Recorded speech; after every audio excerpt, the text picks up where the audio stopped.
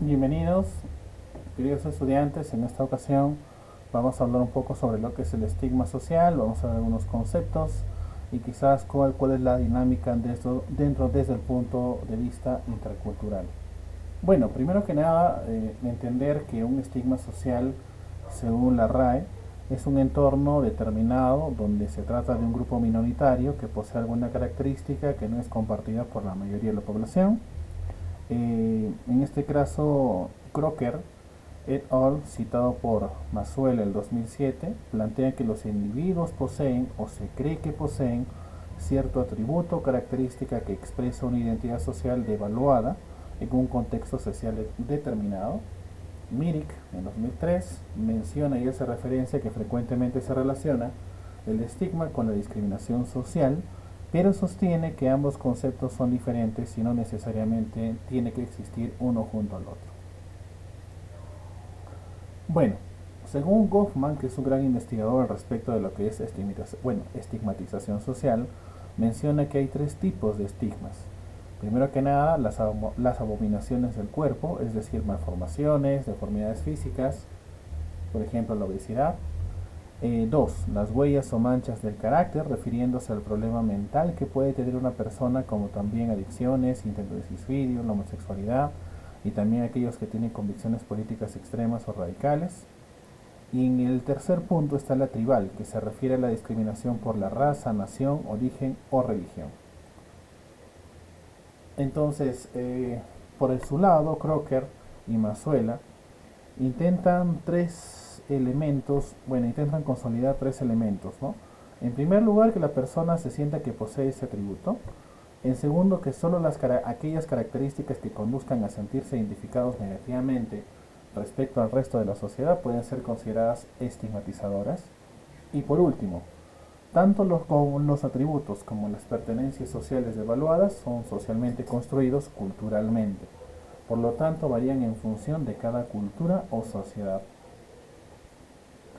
Al respecto, Link y Pelan en el 2001 consideran que el estigma se construye a partir de 5 procesos psicosociales.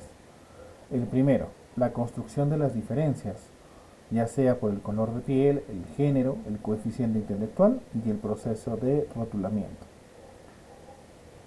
Bueno, en este caso, en el segundo punto, en enlace o vinculación con prejuicios y ciertos estereotipos definidos. Pero ojo, estos están definidos dentro del grupo social o del grupo cultural. El tercer punto, el distanciamiento social o la segregación entre los de adentro, que somos nosotros, y los de afuera, que son ellos. Usualmente este punto es muy notable cuando se reciben inmigrantes en los lugares donde vivimos. 4. La degradación, o sea, la pérdida del estatus o la discriminación de las personas rotuladas. Al decir rotuladas, estoy refiriéndome al hecho de etiquetar a las personas, sea por su condición social, por religión, origen étnico, etc. Y en el último punto, la asimetría del poder que se mantiene entre los estigmatizadores y las personas que sufren el estigma. O sea, la distancia social o la distancia económica, que son las principales distancias que que suelen ser mucho más marcadas en una sociedad. Bueno, entonces, usualmente las características del concepto estigma están relacionadas con la reacción emocional, el componente racional por la lógica, el contagio y la supresión del estigma. Usualmente esos son los más comunes. Por ejemplo, en el caso de la reacción emocional es cómo yo me siento, qué sentimientos nacen de mí hacia una persona y hacia las características de esa persona. Hasta el componente racional, por creer, inclusive así fríamente, que incluir o trabajar con una cierta persona que tenga algún tipo de estigma me va a dar alguna desventaja. Por el lado del contagio, que si yo permanezco tiempo o comparto de mi tiempo con personas que son estigmatizadas, yo también terminaré siendo estigmatizados. Y por la supresión del estigma, en este caso, porque hay personas que en este caso se rebelan pues ante la estigmatización social. Sin embargo, hay personas que intentan suprimirlo, mencionan que no existe o tratan de eliminar a las personas que son estigmatizadas. La reacción emocional experimenta el individuo con repugnancia y alguna hostilidad frente al contacto con la persona. Puede recurrir al no poder evitar estas situaciones de acercamiento como estas personas y usualmente tiene una fuerte agresividad hacia ellas. En el caso del componente racional, las personas que se consideran normales buscan razones para poder justificar el rechazo, considerando que es alto, justo y merecido. A los que mencionan por contagio, aquellos supuestos que son normales de la sociedad aparentan proceder con los estigmatizados en lo que concierne al contacto con los mismos, mencionando que las personas normales están convencidos que la persona que viole las reglas de contacto va a morir o enfermarse gravemente. Y en el caso de la supresión del estigma, es en el caso de las actitudes y estereotipos. Aquellos sujetos construyen una reacción emocional a partir de valores, normas, opiniones y creencias que ellos mismos defienden, mientras que en este caso lo racional es elaborado solo secundariamente como justificación para la fuerte experiencia emocional. Entonces, como una gran conclusión de esto, es que los autores que nosotros estamos refiriendo, casi en su gran mayoría, manifiestan que la estigmatización es un producto de varios sucesos sociales simultáneos de rotulamiento, lo que nosotros entendimos por etiquetar a las personas, basados en los estereotipos, en el distanciamiento social, en la segregación, en la degradación y discriminación que ocurren en un contexto de poder asimétrico. Ahora, para lanzar un pequeño comentario al respecto,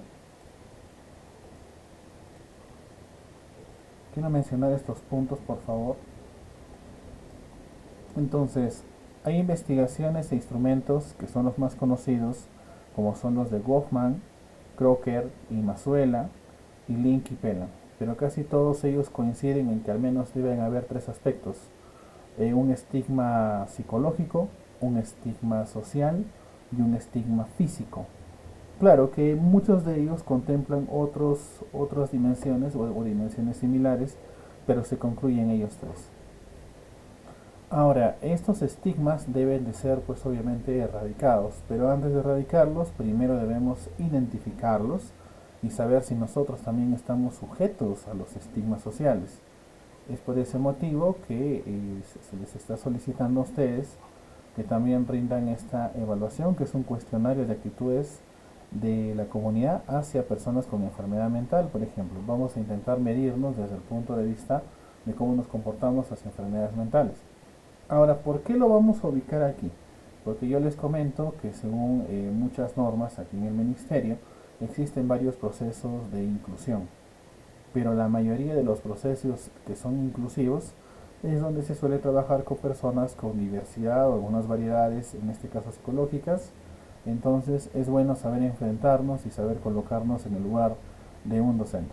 Ahora, yo sé que hay otras actitudes de repente hacia las características físicas, hacia el origen étnico, pero en este caso vamos a iniciar cómo nos comportamos nosotros o cómo sentimos o cuál es nuestra percepción hacia las enfermedades mentales.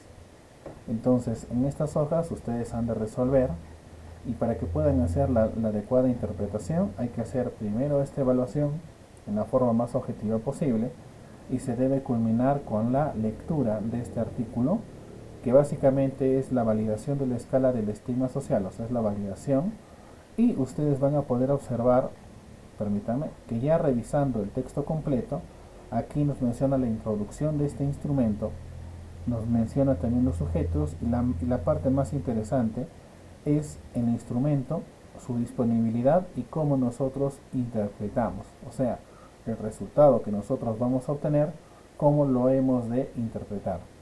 Y acá nos menciona otras cosas adicionales que justifican la aplicación de este test, como los procedimientos, análisis estadísticos y resultados que hasta el momento se han encontrado. Pero mi sugerencia personal es que primero ustedes accedan a este instrumento, desarrollenlo y después recién dan lectura a las interpretaciones para que ustedes también puedan de repente hacer una lectura respecto a sus propias condiciones sobre el estigma que ustedes sienten a personas que tengan algún tipo de enfermedad mental. Entonces, Luego, ya casi para terminar, vamos a ver bueno, en este caso en la responsabilidad ética, así como este instrumento también es anónimo, no les voy a pedir que envíen su resultado, obviamente, solamente quisiera que ustedes hicieran una autoevaluación. Lo que sí, como para culminar su autoevaluación, que den un comentario respecto, porque obviamente guardando la privacidad, no les voy a pedir que me manden sus instrumentos marcados, pero sí les voy a pedir que me manden un comentario respecto a sus resultados. Un breve comentario de un párrafo donde ustedes me mencionan si están de acuerdo o no con los resultados que ustedes han obtenido y si ustedes desean de repente dar algún tipo de comentario, una perspectiva o cuál es su percepción respecto a las enfermedades mentales, ¿no? Con toda la confianza del mundo, inclusive esos trabajos me lo pueden enviar directamente. Bueno, queridos jóvenes, y con esta parte estaremos culminando. En la próxima semana vamos a seguir trabajando otros puntos adicionales. Que tengan un muy buen día.